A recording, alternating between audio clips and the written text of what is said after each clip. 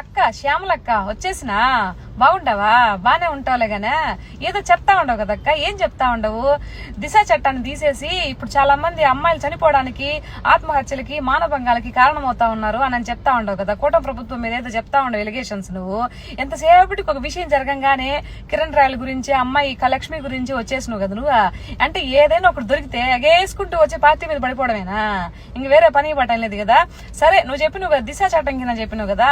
సరే అక్క నాకు తెలియదు గానే దిశ చట్టం కింద పెట్టినప్పుడు ఎంతమంది అమ్మాయిలు చనిపోకుండా ఎంతమంది ఆత్మ సంరక్షణ జరిగిందో వాళ్ళందరూ పేర్లు లిస్ట్ ఒకటి పెట్టిమేనాక అప్పటి నుంచి దిశ చట్టం కింద పెట్టినప్పటి నుంచి ఎంతమంది సేవ్ అయ్యారు.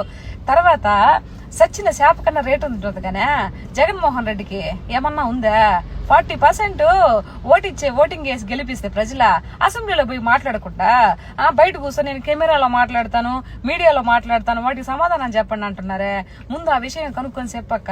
సరేనా అక్క శ్యామలక్క వచ్చేసినా బాగుంటావా? బానే ఉంటావులే గానే ఏదో చెప్తా ఉండవు కదక్క. ఏం చెప్తా ఉండవు? దిశ చట్టాన్ని తీసేసి ఇప్పుడు చాలా మంది అమ్మాయిలు చనిపోవడానికి, ఆత్మహత్యలకి, మానభంగాలకి కారణమవుతా ఉన్నారు అని చెప్తా ఉండవు కదా. కూటమి ప్రభుత్వం మీద ఏదో చెప్తా ఉండవు ఎలిగేషన్స్. నువ్వు ఎంతసేపటికి ఒక విషయం జరగంగానే కిరణ్ రాయల గురించి, అమ్మాయి లక్ష్మి గురించి వచ్చేసినావు కదా. నువ్వు అంటే ఏదైనా ఒకటి దొరికితే ఎగేసుకుంటూ వచ్చే పార్టీ మీద పడిపోవడమేనా?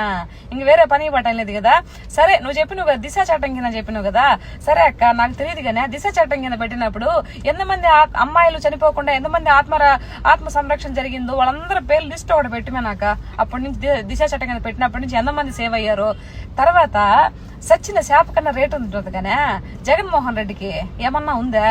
40% ఓటింగ్ వేసి గెలిపిస్తే ప్రజల అసెంబ్లీలో పోయి మాట్లాడకుండా బయట కూర్చొని నేను కెమెరాలో మాట్లాడతాను, మీడియాలో మాట్లాడతాను, వాటికి సమాధానం చెప్పండి అంటున్నారే. ముందు ఆ విషయం కనుక్కొని చెప్పక్క. సరేనా